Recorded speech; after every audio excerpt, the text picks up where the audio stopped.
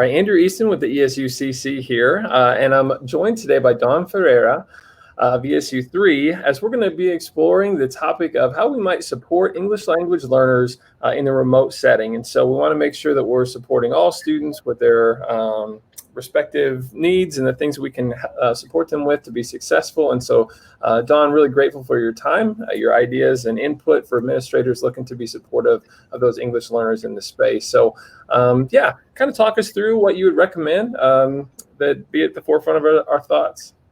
Sure. My first recommendation is really making sure we're connecting with students and their families, especially times when they might not feel comfortable being outside their homes. So ensuring that they have everything they need for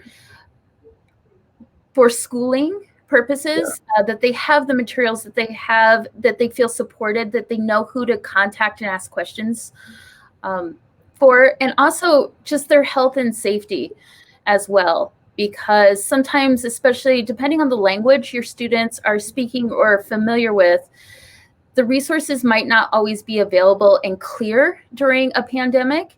And so just ensuring that they have everything they need to be healthy and safe during this time. Yeah, and so I would ask, because that gets me curious, thinking through, would it be beneficial if you know you have a population or certain students who come from families that speak a different language to try to make variations of your central communication documents? Have you seen that be a practice, or is it more so just making sure that there's someone that kind of individually reaches out? What would you recommend? It could be both. So in some of our districts, we do have native speakers that can reach out, but other times we have unique languages present in our schools where we don't have a native speaker available. And the Nebraska Department of Education has worked with a company called Transact, and they have a system for all our schools to have parent notices.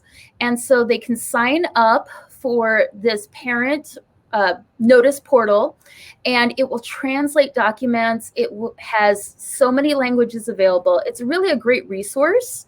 Whoa. And it can be digital. So terrific. Where can we find that at? Nebraska Department of Education, and looking up ELs on their webpage, and you will get links to the Transact and parent notices. Transact. Okay, I'm going to put this on the screen real quick here for us all. Let's see it.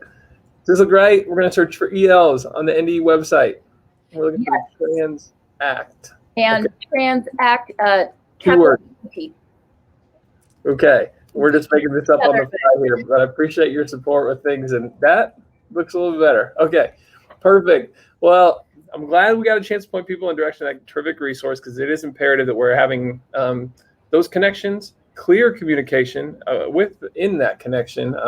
And I think kind of our next step, as we were talking about this ahead of time, is really trying to think about the support of those kiddos in the academic classroom sense, right? And so what are some of those things, like some recommendations you'd make in that space? So the first big piece is really ensuring that students are receiving comprehensible input. And what that means is that what we're getting in, as far as what we're listening and understanding, is really making sense. And sometimes even barriers like wearing a mask can hinder what we're understanding verbally. So making sure that we're using other supports to receive that content in. Terrific. Is there some place you point people to for comprehensible input resources, or is that something that within the district, the professionals sort of would create those pieces in-house? Is that how that?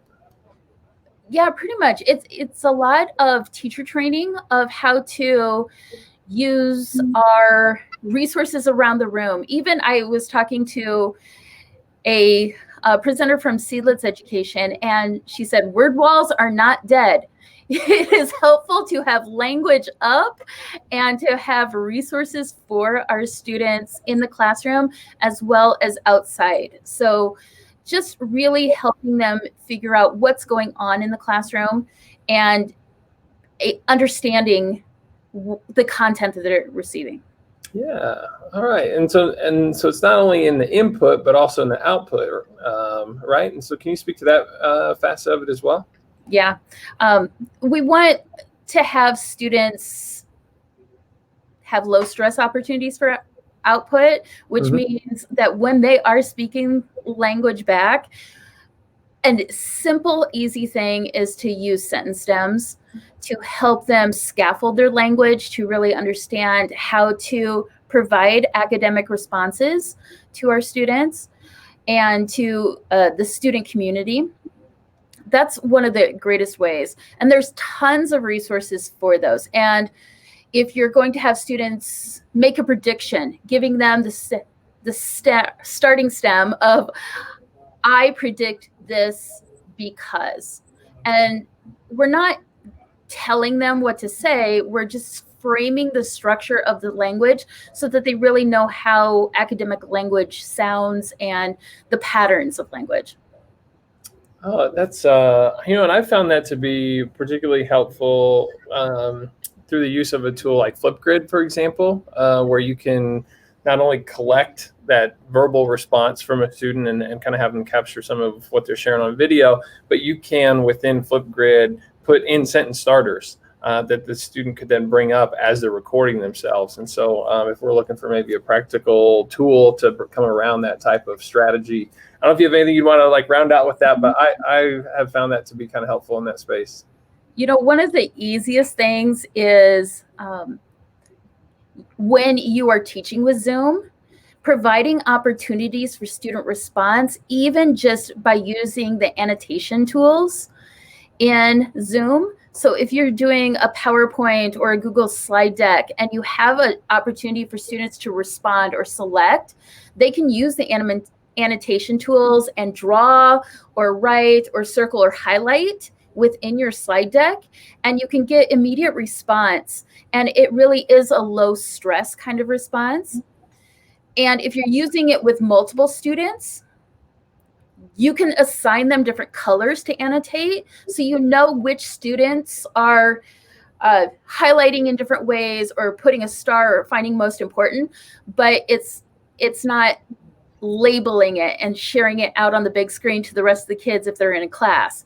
So it really is like low stress, but I can respond and I can give my information to everyone else.